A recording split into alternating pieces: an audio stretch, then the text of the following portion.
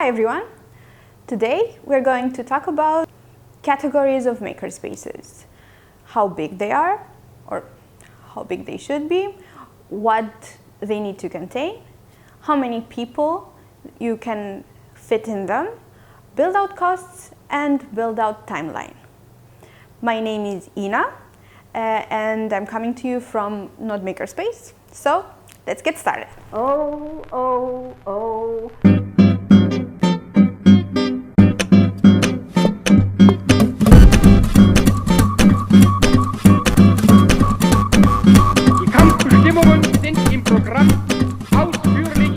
Before we get into anything, in famous Simon Sinek fashion, let's start with why. Why do you want to make a makerspace?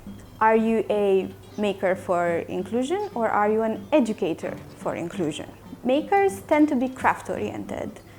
They want spaces where they can fit as much equipment and try as many techniques as possible. Educators see makerspaces as a tool for understanding or a tool for teaching. Therefore, makers will tend to want to have their own individual makerspace that they can grow as much as possible, that they can fill with materials, while educators will most likely have a makerspace that is part of an institution or an NGO. Of course, there are always cases of something in between. In this video, I'm going to go through 3 examples of such makerspaces that will cover the whole range of kinds of makerspaces that you can have. How big should your makerspace be? Or how big can your makerspace be? Because of course, sometimes you don't get to choose. But this is a very good place to start. Think about what you need or what you want to do in that makerspace, and that will dictate how big it should be. Of course, you can always do some reverse engineering, and depending on how big a space you have available, you can decide what kind of makerspace you can make. What does a makerspace need to have in it in order for it to be a makerspace? Well, first of all, safety first.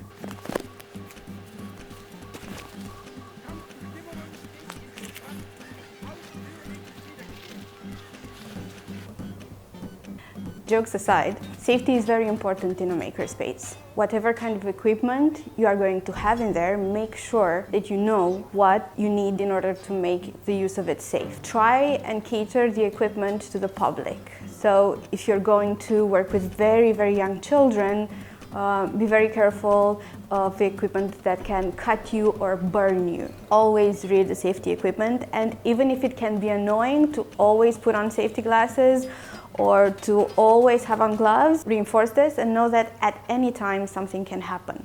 Also, make sure that people have enough room so they will not injure each other. Coming back to the size issue, you cannot fit 100 people in a small room. Well, they will most likely bump into each other and possibly hurt each other. So yeah, take safety into account, and if all the people are safe, then the fun can begin. Now, coming back to what you need in the makerspace.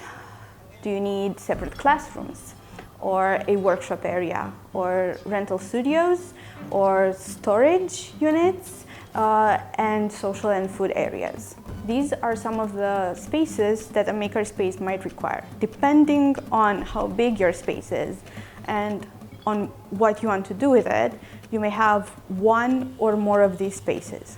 Just bear in mind that the more people you have, the more the social and storage part of a makerspace will be important. So, separate classrooms are important if you want to keep your makers engaged and focused. If your task requires that they be quiet or that they can really zoom in on what they're doing and pay attention, then a separate classroom will definitely help with that.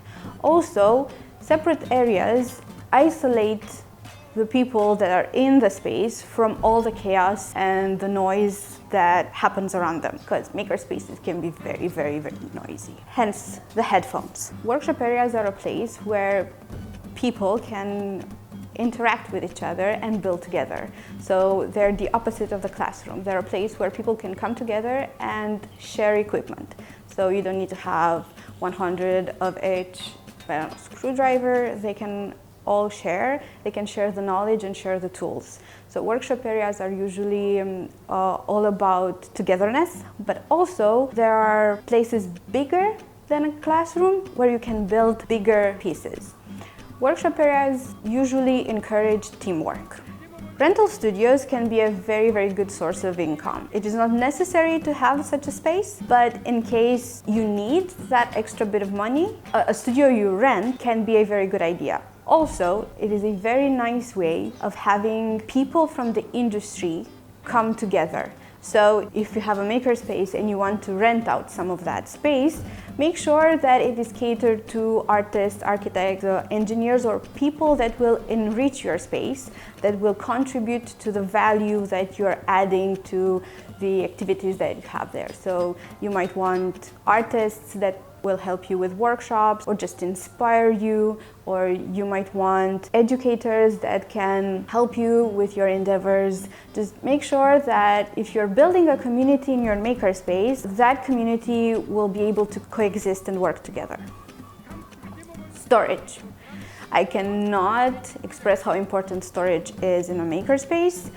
You can get creative, you can explore every nook and cranny, but just make sure that you have enough space to rent your stuff, because there is nothing worse than a crowded workspace. Like if your workshop area is full of stuff, you will not be able to get your stuff done. And also that safety feature that I was talking about, you can risk injury in a very, very messy space. Social and food area. Social and food areas are a place where people can come together and talk over coffee or have their lunch. It is not necessary in a space that maybe has a lot of coffee shops around or is in an institution that has a cafeteria, but keep in mind that the people in your makerspace might want to be able to take a break from time to time. Also, bear in mind that social and food area needs to be able to accommodate all the people that are in that space at a certain time. So if you have 20 people that use the space during lunchtime, you need to fit all those 20 people in that space, like comfortably fit them in that space.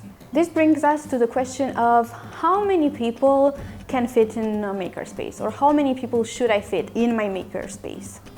This question goes hand in hand with the how big is my makerspace question that we've started with. So bear in mind, if you're going to address large groups or small groups. In working with children, we recommend working in smaller groups, just so you can talk to each and every person, so you can answer their questions and make sure that they are being safe and they understand the exercise. We are going to list a couple of suggestions of how big a room should be, depending on how many people you want to have inside it at all times. Bear in mind that this is only an approximation and it changes depending on your activity. If you are using heavier equipment, you might want to keep the place as least crowded as possible. Build-out costs. When trying to estimate how expensive your makerspace will be to build, keep in mind that there are several things that you need to take in consideration. Taking the building part out of the equation and assuming that you have a contractor that will help you estimate how much actually building the building will cost, consider that the makerspace is assembled from the equipment that you're going to bring into the space, the utilities that you're going to pay, the materials that you're going to have. Are you going to work with big materials? Can you store them properly? And of course, the staff. The bigger the makerspace, the more staff you will need to keep things going. Remember that the bigger you want to go, the more staff you're going to need to have to help you out with things. On the Makers for Inclusion website, you will find a complete list of equipment that we recommend that you have for a website, and also feel free to browse through our activities to see what things you can make with what equipment in order to see exactly what kind of activities can be done with a laser cutter or with just simple, easy to use hand tools. Build out timeline. While there are several factors that can affect the timeline of your makerspace, take enough time to set up the space before you start your activities. Now I'm going to talk a little bit about the 3 examples that I told you about at the beginning of the video. These examples are, of course, not Makerspace, which is the place where we're filming this video. The second makerspace is Transit Projects, and the third is the Craft. Not Makerspace is, for all intensive purposes, a big makerspace. It houses different studios that people can rent out, a workshop area, conference rooms, a maker area that is separate from the rest of the spaces, safety feature, and of course a social and food area. Part of it you can see here in the background. Transit Projects, on the other hand, has a very quaint place that is on the opposite scale of what Not Makerspace can be. They have a big enough room where they can fit everything they need in order to make their projects. Bear in mind that if you have a smaller place, you are recommended not to have equipment that will produce debris or that can be toxic in any way. So no painting or laser cutting plexiglass in a small makerspace. I'm sorry. The Craft is a makerspace that is somewhere in between the two of them. It is a makerspace that is hosted by Architecture University, and it's a place where people can come and build models and experiment with materials. Because it is hosted by a university, it is not a place where you can rent a studio or rent a place, but it is a place where you can come and work and be a maker and do maker stuff. I hope this was clear enough and that you now know at least where to start. And good luck on building your makerspace.